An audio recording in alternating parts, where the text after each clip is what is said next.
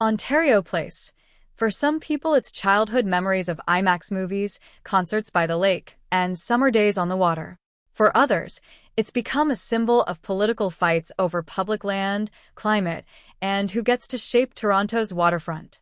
Right now, the Ontario government is pushing ahead with a massive overhaul that would add a private, resort-style spa, a new Ontario Science Centre, a year-round concert venue, and a huge new waterfront park. In this video, we're going to break down what's actually planned for Ontario Place, why it's so controversial, what alternatives people are proposing, and what might happen next. To really understand the current battle, we need to go back to where Ontario Place started.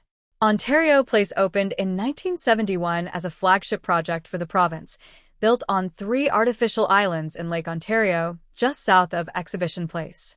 It was designed by architect Eberhard Zeidler as a futuristic waterfront park that combined nature, culture, and technology.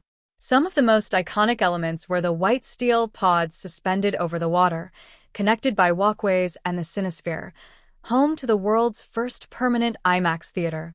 The site also included a children's village, outdoor attractions, and later a major concert venue that became what we now know as Budweiser Stage. For decades, Ontario Place was marketed as a place where families could explore the province's natural and cultural identity, all with sweeping views of the Toronto skyline and lake.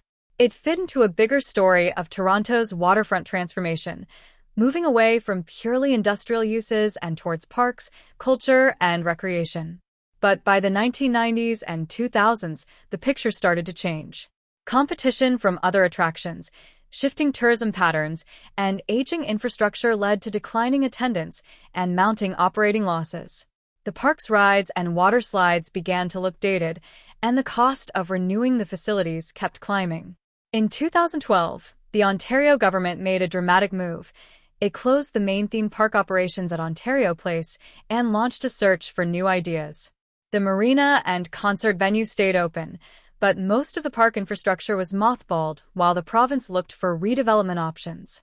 In 2017, the first major change arrived with Trillium Park and the William G. Davis Trail opening on the East Island and mainland, turning that part of Ontario Place into a free, year-round public park. That East Side Park became popular for walking, cycling, and waterfront views, but much of the West Island remained underused, setting the stage for a much bigger redevelopment push. Today, the province's Rebuilding Ontario Place plan is a complete reimagining of the site. The vision centers on 3 big tenets: Therme Spa and Water Park on the West Island, a rebuilt Live Nation concert venue on the mainland, and a relocated Ontario Science Centre integrated with the historic pods and Cinesphere. Around those anchors, the government promises more than 50 acres of publicly accessible parkland, trails, and new waterfront spaces, with free access 365 days a year. According to the latest final design materials, the site will be organized into several major public zones. Areas like the Water's Edge, Brigantine Cove, the Forum, the Marina, and the Mainland, each with specific amenities and programming. Planned public features include new multi-use trails for walking, running, and cycling, multiple new beach areas with better access to the lake, a 1-acre splash fountain, picnic areas, children's playgrounds, lookout points, and event spaces for festivals and markets. The province says the landscape will be fully accessible, connected to the broader waterfront trail system, and designed with shoreline protection, flood mitigation, and soil remediation to improve environmental resilience. The Cinesphere and pods, long seen as important heritage structures, would be restored and reused as part of the new Ontario Science Centre branch on the site. On the concert side, Budweiser Stage would be expanded and partially enclosed, letting Live Nation host concerts and events year-round instead of just during the summer season. All of this is framed by the province as an unprecedented public realm investment that will create one of the largest waterfront parks in Toronto. The single most controversial piece of this puzzle is the Therme Spa and Water Park plan for the West Island. Therme Group, through its Canadian arm, is a private operator known for large indoor-outdoor spa complexes in Europe, combining pools, saunas, water slides, and wellness facilities. At Ontario Place, Therme plans a 9-story tall spa and water park facility with a glass-domed structure and extensive outdoor pools and landscaped terraces overlooking the lake. The company has said it will invest around $350 million in the spa and water park building itself, plus roughly $100 million in surrounding public spaces like promenades and parkland. In return, the province has granted Therme a long-term commercial lease, effectively 95 years, made up of a 75-year initial term with an option to extend for 20 more years. Lease documents released in 2024 showed that Therme's rent is tied to the appraised value of the land and that the province is responsible for delivering key site servicing work, including major parking infrastructure. One of the biggest flashpoints is that parking component. The lease requires the province to guarantee at least 1,600 dedicated parking spaces for Therme within a certain distance, out of a broader plan for about 2,500 spaces serving Ontario Place as a whole. Early concepts focused on a massive underground garage of around 1,800 to 2,000 spaces, with cost estimates climbing toward $500 million when tied to the Science Centre project. Analysts and the Ontario Auditor General have warned that the public cost of enabling works. Another major part of the plan is relocating the Ontario Science Centre from its current site at Don Mills and Eglinton to a new, somewhat smaller facility at Ontario Place.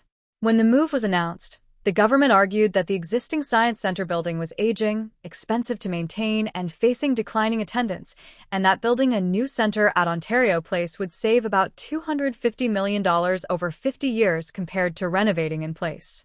The official business case suggested the current building would need around $478 million for deferred maintenance and upgrades over 2 decades, while constructing a new centre at Ontario Place and fitting it out with exhibits would cost less overall.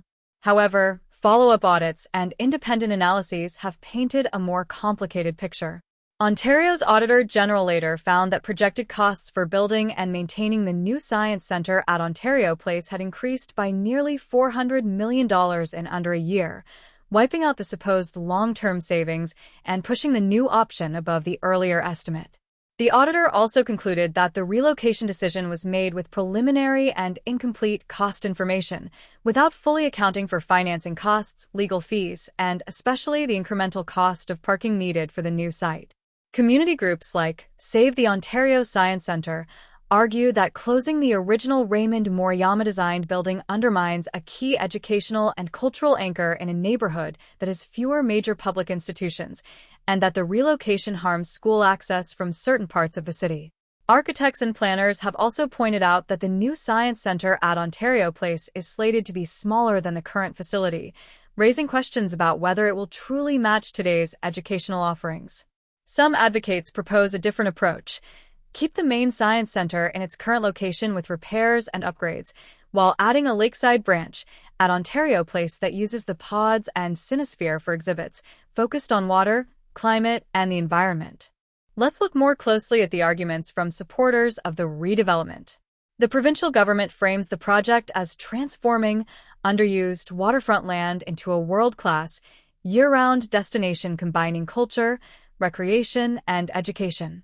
They highlight the promise of over 50 acres of publicly accessible parkland, 3 new public beaches, a large splash fountain, improved trails, free splash zones, children's play areas, kayak and canoe rentals, Indigenous cultural spaces, and new event venues. From this perspective, the project is not just about a spa. It's about creating a unified landscape where 2/3 of the site remains fully public and free to enter, with only specific buildings, like the spa and concert venue, behind paywalls. Supporters also argue that the redevelopment will create thousands of construction jobs and a significant number of permanent positions in operations, hospitality, and programming. They say that bringing more people to the site year-round will boost local businesses, generate tourism revenue, and strengthen Toronto's profile as a waterfront city. Design-wise, the master plan is pitched as a chance to rehabilitate contaminated land, upgrade shoreline protection against storms and flooding, and add new naturalized areas that increase biodiversity and habitat. The province and project partners present this as honoring the original 1970s spirit of Ontario Place, mixing innovation, leisure, and public space, while updating it for 21st century expectations. Opponents see almost the exact same facts and draw a very different conclusion. Groups like Ontario Place for All, environmental organizations, heritage advocates, and some political parties argue that giving a 95-year lease on prime public waterfront to a private spa operator is a form of backdoor privatization. They worry that a giant ticketed spa complex at the heart of the West Island would shift Ontario Place's identity from a broadly accessible civic park toward an exclusive, pay-to-play destination. Environmental critiques focus on three major issues: lake filling, tree loss, and car-centric design. Plans call for infilling roughly a dozen acres of Lake Ontario around the West Island to support the spa building and related infrastructure, permanently altering the shoreline. Environmental submissions and advocacy papers estimate that around 800 or more mature trees would be cut down to clear space for construction and access roads, representing a significant loss of urban canopy on the waterfront. On top of that, critics say a 1,600-space guaranteed parking requirement and the possibility of a multi-thousand-space garage push the project toward car dependency at a time when cities are trying to reduce emissions and shift to transit, cycling, and walking. There are also strong concerns about process and democracy. The province passed special legislation, the Rebuilding Ontario Place Act, that centralizes zoning power in the hands of the infrastructure minister and exempts the project from Ontario's usual environmental assessment rules. Opponents argue this strips away normal checks and balances, sidelines the City of Toronto's planning authority, and sets a precedent that controversial projects can simply be pulled out of standard review frameworks. In response, coalitions launched legal challenges, including a constitutional challenge aimed at the legislation itself. In 2024, an Ontario judge dismissed a key challenge, saying the new law limited the remedies available to stop the project, effectively allowing work to proceed. That decision has since been appealed, and the Supreme Court of Canada has agreed to hear arguments on the constitutionality of the law. At the same time, critics haven't just said no. They've offered alternative visions. Ontario Place for All and allied designers put forward a plan for a fully public park on the West Island that would avoid lake filling, preserve more than 800 trees, and cost an estimated $70 million, far less than the provincial plan and associated parking infrastructure. Their concept includes a land bridge over Lake Shore Boulevard connecting Ontario Place more directly to Exhibition Place, expanded green space, and a smaller science center branch, using the pods and Cinesphere, while keeping the main science center at its original site. Separately, Toronto City Council asked staff to explore whether the spa could be relocated to nearby Exhibition Place grounds instead, preserving Ontario Place as primarily public parkland. City staff were directed to study this option in late 2023. These alternatives show that the debate isn't simply development versus no development, but rather competing ideas about what kind of development best serves the public. So, where does all of this leave Ontario Place today? By 2025 and early 2026, the province had released final design packages for the public realm, confirmed key terms of the Therme lease, and advanced detailed planning for the new science center, even as costs and timelines continued to evolve. Site preparation, including tree removal and geotechnical work on the West Island, began under heavy security and protest, while public engagement on aspects of the park design and access continued in parallel. Opposition groups remain active, organizing rallies, launching legal appeals, and publishing alternative designs, while supporters point to construction jobs and future tourism benefits as reasons to keep pushing ahead. The Supreme Court case, future elections, and any shifts in financial or environmental assessments could still reshape the pace, scale, or even the basic elements of the project. What's clear is that Ontario Place has become more than just a local planning issue. It's now a test case for how governments handle public land, private partnerships, climate-resilient design, and community consultation. As this story continues, the question isn't simply spa or no spa. It's what kind of waterfront future Ontarians want, and who gets to decide.